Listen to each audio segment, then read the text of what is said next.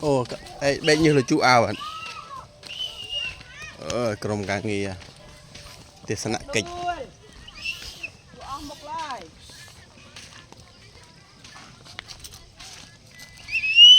Yeah, chắc lòng chè tiết.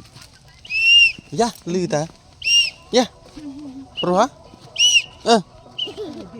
Tiết. Yeah.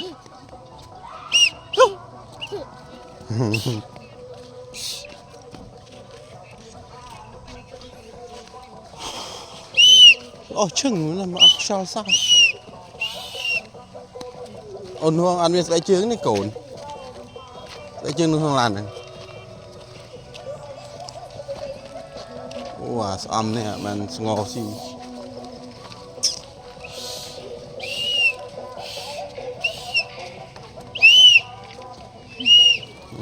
Rồi ha. Bạn đã để thế hả? Lòng bực rự từ lời này.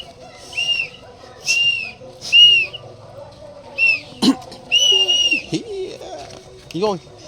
Ô, bộ phùng cua kia chẳng thọc cỏ.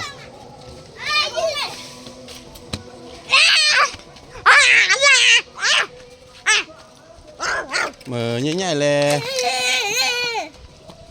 Chơi cái tôm ở đâu lấy nè.